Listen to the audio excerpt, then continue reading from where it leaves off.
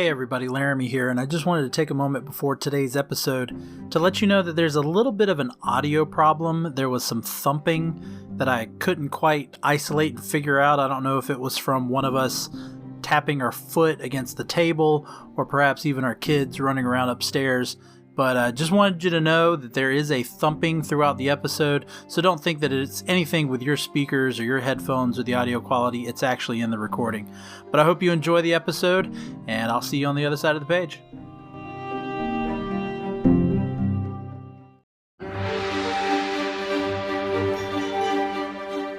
Welcome to Moving Panels One Shot.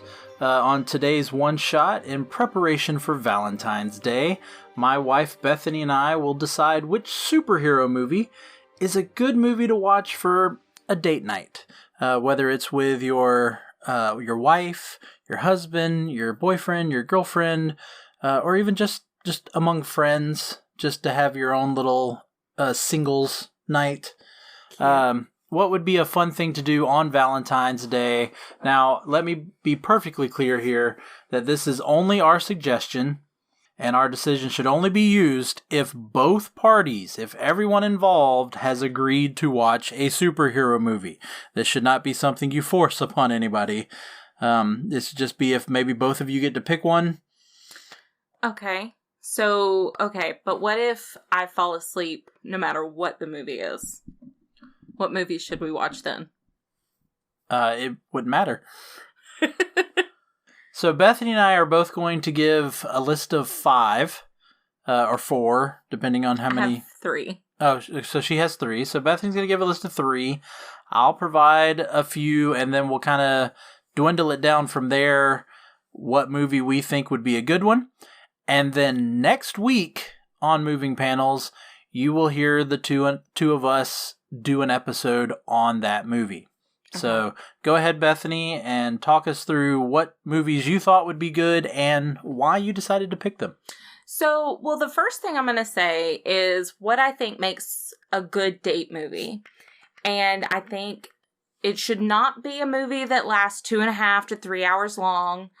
It needs... I will be marking Avengers Endgame off my list right now. Good, because, okay, look. If it's your date, if it's like an official date, it needs to be something where that's not your whole night. You need to be able to spend some time watching the movie and then talk about it afterwards. I also think it doesn't need to be too plot heavy because it's got to be kind of a romp, like fun, maybe a little bit of in-depthness, but not too much because you want to relax. You want to, maybe if it, during some of the low times, start getting a little kissy. Okay. And so that's what I think makes a good date movie. Okay. A romp that's floats around the 90-minute mark. 90 minutes, 2 hours, less than 2 hours. Okay. So I'm not in disagreement, but I will say some of my movies I picked are probably going to exceed that. Well... But I have always said when it comes to, dinner and a movie, which is the way people typically say that phrase, dinner and a movie, I always think it should be movie and a dinner. Right. Because I think you should go see the movie, then go to dinner, and the movie gives you something to talk about. Especially during like a first date where you're like helps break that and ice. You don't know what to do. What was our first date movie, Laramy? It was Twilight. I remember exactly. It was Twilight. Oh, perfect date movie. Chosen, asked and answered. Not a superhero film, so let's move on to the shows that we would cover for this podcast. Okay, so my first one is going to be Ant-Man. Okay. It's, Paul Rudd. He is good to look at. It doesn't matter what you're interested in. Why would you want to have a date movie where the girl is going to be oogling over... Or the boy is going to be oogling over the star of the movie. Okay, we're about to get a little hot in here, Laramy. It gets you excited. Okay. So, Paul Rudd. Also, I don't care who you are, Paul Rudd's attractive. Isn't he, Laramy? You're a straight man. Is Paul Rudd attractive? I have no comment. So that's yes. Anyways, so Paul Rudd, he's charming, he's attractive, he's hilarious. It's got a lot of comedy. It's fun. It's not heavy in the plot because it's just introducing the character. I think it's a really good one for a date movie. Okay. Then I'm going to go with Wonder Woman.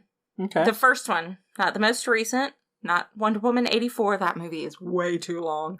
I honestly don't remember how long Wonder Woman... 10 minutes shorter. Really? Yes. Oh, dear. So I've already messed up my own thing. Wonder Woman is over 2 hours long. Well, it doesn't feel like it, so that helps. But Wonder Woman, it's very lighthearted. It's got a lot of the comedy, and it's fun, and it's female empowerment, which makes, if it's a female involved in the relationship, makes her feel good, makes her feel strong, gets her excited. Yeah. Gal Gadot's not bad to look at. You know what? Yeah. You know what? She's hot, Laramy. Anyways. So then my next movie is going to be Guardians of the Galaxy. Oh, okay. It's got a good soundtrack to it. The first one. Oh, did I pick Second one one's got a good soundtrack too. It does, but it's a little... It's not as good of a movie. It's a little too plot heavy. And there's just so much going on in the second one. Whereas in the first one, it's a lot of character introduction, but it's a lot more fun. And I think it's a good one if, like, halfway through you're not interested or halfway through you're excited from looking at Chris Pratt. You can get a little kissy-kissy going. Okay. I can see that. I can definitely see that. All right, so those are the only three you came up with on the list. I had a little bit of a longer list, just in case we needed some extra to talk about. Did I pick, or were there any duplicates? You did. I had Wonder Woman on my list. Okay. So I'm going to, even though most people would argue now, oh, well, both of you had Wonder Woman, so that must be the winner. I'm not necessarily going to go with that. Again, I came up with a long list. So I was bound to come up with something that Bethany was going to come up with. So we're going to still go with my list, and then we can kind of discuss with that. So my first pick is going to be what is probably always going to be my first pick, and that's Superman. Lois and Clark, it's the oldest relationship in comic books. It is such a deep relationship in the comic books. Christopher Reeve and Margot Kidder play those characters so well in the movie, and you have this great stuff of Clark being the Boy Scout and being the gentleman and the chivalry that he has as Clark. I know he's Superman, but as Clark, and then using his superpowers, he catches the bullet when they are mugged, but he feigns that he wasn't able to be strong enough and whatnot, and the relationship between them is great. Of course, Lois with Superman, a little bit more chemistry there because that's who Lois is more interested in with this movie. And although kind of a little sappy, the "Can you read my mind?" It's a good time to start making out. It's a great romantic little moment with the music and then them flying together. It's a great thing. And of course, there is the fact that it is the love that Superman has for Lois that causes him to have to do something that we never thought he'd be able to do, and that is turn the world in the opposite direction and reverse time. And so a great love story between Lois and Clark. And so my first pick is going with Superman the movie. Okay. All right, second, I'm going to go with The Amazing Spider-Man. The first one? Yes. Okay. We're talking about the Andrew Garfield reboot after the Tobey Maguire movies, Amazing Spider-Man, and that is because you get the tragic love story. But this isn't the one where Gwen Stacy dies, not that one. Yes. So that's the second one in that series. The second one. Well, yeah. So, but you got to have that first one to set it all up. And even with you had the great chemistry between Andrew Garfield and Emma Stone. Then you have the conflict, kind of that Romeo and Juliet thing, because Emma Stone's dad is the chief of police. Yeah. And so you've got, the fact that Andrew Garfield's having to really be careful around him to not reveal that he's all of that. And it's gives that star-crossed lover feel and all that. And of course it leads to, as we just said, Gwen's death, which is just a tragic scene and whatnot. So that sets you up for, another date is to watch the second movie. I know that that's a cheesy moment, but both times Gwen Stacy died in that movie, I cried. I saw it in theaters twice. Hold on. Let me go back. I know it's a cheesy moment, and people make fun of it, but I saw the movie in theaters twice, and both times I sobbed like a baby. Yeah. So again, that's my thing about it is you watch The Amazing Spider-Man, and all the they're not great movies, but you watch The Amazing Spider-Man, you get this great love story between Peter Parker and Gwen Stacy. You then can follow that up, and your date would probably be interested in seeing the second one, and then you just get that tragic thing, which would cause that the feels and the cries, and you get to hold them tight while Peter Parker sobs over Gwen Stacy. Okay, here's the thing. To help you, because I'm a team player. In the first movie, there's this really stupid part where it's almost like a dance sequence when Peter Parker's trying to figure out how to do his webby stuff, and you know what I'm talking about. Yeah, is this the same movie? I'm not recalling because they do that in pretty much in all of the origin movies. That's a good kissy time. I'm on kissy watch. So, next up, this is one that Bethany probably wouldn't be surprised that I would put on my list, and that is Thor. Okay. So, Thor, I think, is the most female, not the most, but let me say it this way, for a male-led superhero movie, it is the most female superhero movie. Because you've got Chris Hemsworth. Very nice. Talk about being able to look at Chris Hemsworth. You got that. What girl doesn't want to look at Chris Hemsworth? What man doesn't want to look at Chris Hemsworth? You know what? I'll throw that back at you. I would rather look at Chris Hemsworth than Paul Rudd. So... You know what? I'm not mad at that. So there you go. Then you've got this romantic... Now I know your type. You've got this romantic story with Jane Foster, which I think they tell beautifully that, she's curious, but she's not immediately, infatuated with him or swooning over him. It kind of takes a little bit to build. I think the movie has that nice balance of, it's got the action, but it also has the drama. Kenneth Branagh directing it gives it that very Shakespearean type feel. And I think it holds all parties' interest, probably most of many superhero films. I mean, I'm not going to deny that one. I would not pick that one as the winner. Just because it's not my favorite. Okay. It's not... I don't know. I don't think I've seen it since we first watched it, so it's been a long time. All right.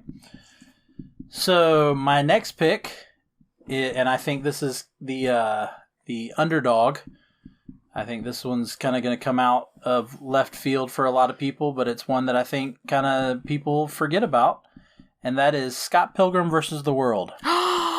I forgot that's a comic book movie. Yep. Can I do that one? Scott Pilgrim versus the World. Can that one win so that I can do that one? Is my next regardless pick. Of whether that one wins, I'm doing that episode. Okay. So, Scott Pilgrim versus the World, I mean, the whole story is about a guy fighting for his girlfriend. So good. Literally fighting for his girlfriend. And he has to fight off the exes. And, and the whole thing is the entire plot of that movie and the comic book is a love story. It is all about Scott wanting to be with Ramona, and there is no world-ending plot.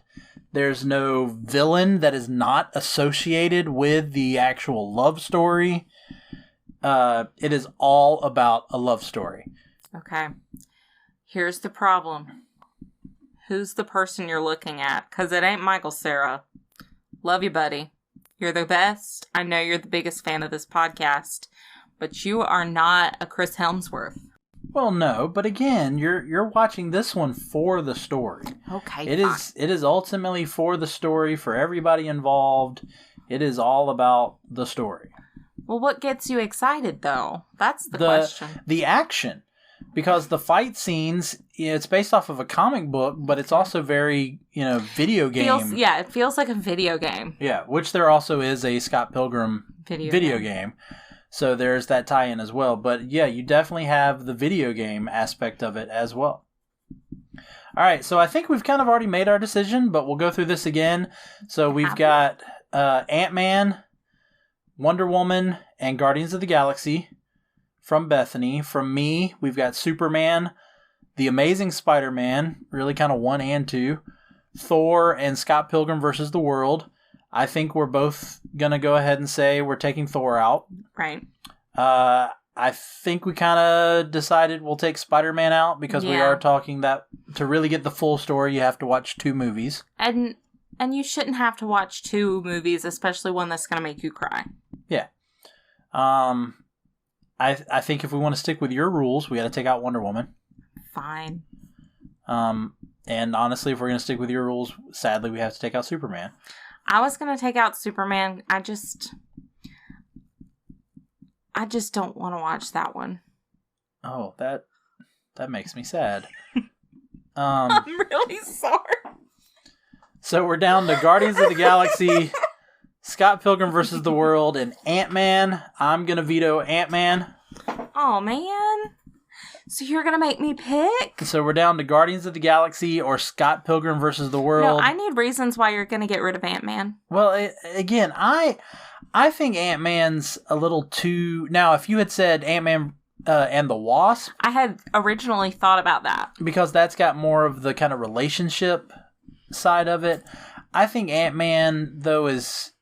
Even though you said it as a positive, I think the comedic aspect to it just doesn't fit too much if you're trying to have kind of a more romantic feel. Not saying that Guardians doesn't have a comedic aspect and Scott Pilgrim doesn't have a comedic aspect, but I think Ant-Man is just a little too thick.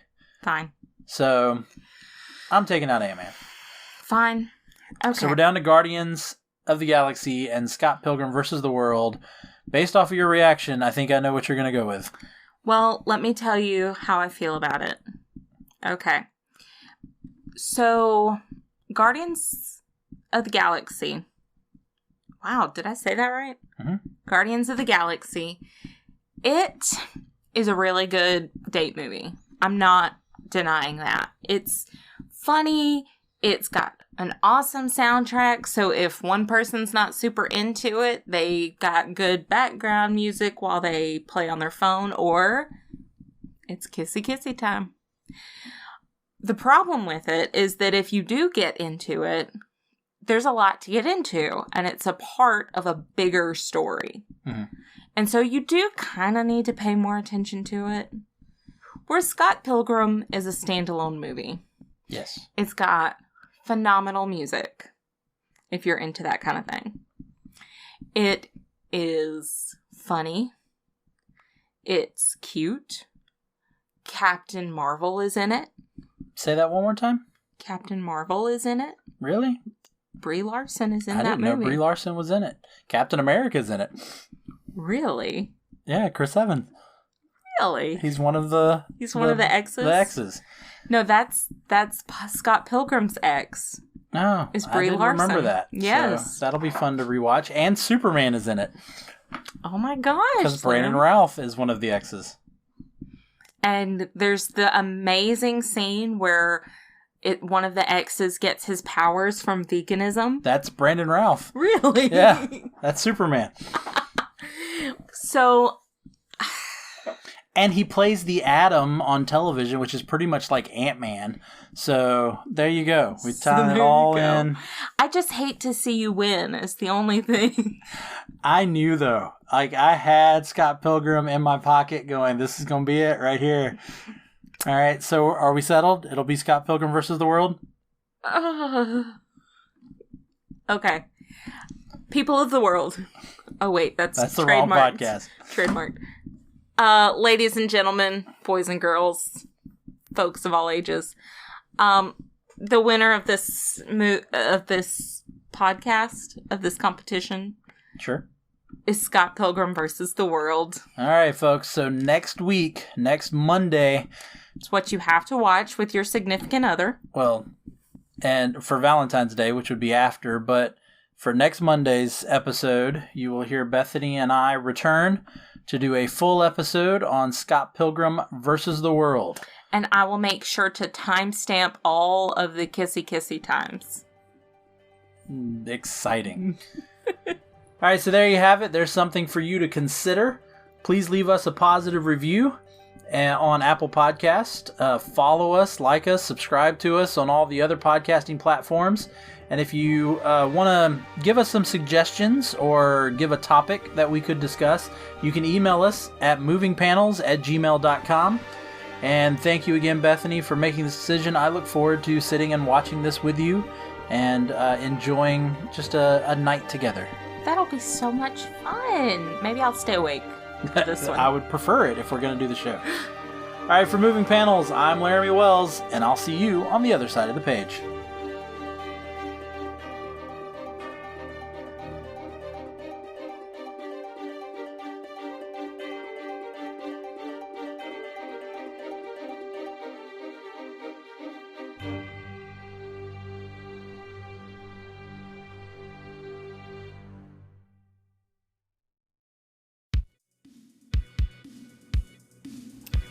Hello movie viewers and fellow movie lovers. My name is Tim Williams and I'm the creator and host of Movie Views Presents the 80s Flick Flashback Podcast. See, I love the 80s and I have a great appreciation and nostalgic passion for the classic 80s flicks that birthed my love for movies and ultimately helped shape my childhood. On each episode, I'll discuss, with a special guest co-host of course, a different film from the 1980s. We'll share memories, favorite characters, iconic scenes, and even share some behind-the-scenes stories along the way. We'll discuss famous blockbusters like Raiders of the Lost Ark, Coming to America, Ghostbusters, Dirty Dancing, Top Gun, Die Hard, and many, many more. As well as some other cult classics and even lesser-known flicks we discovered on cable TV or the now-defunct video rental stores. Remember those? No matter what 80s flick we choose to talk about, we'll always have a good time, so come and check us out.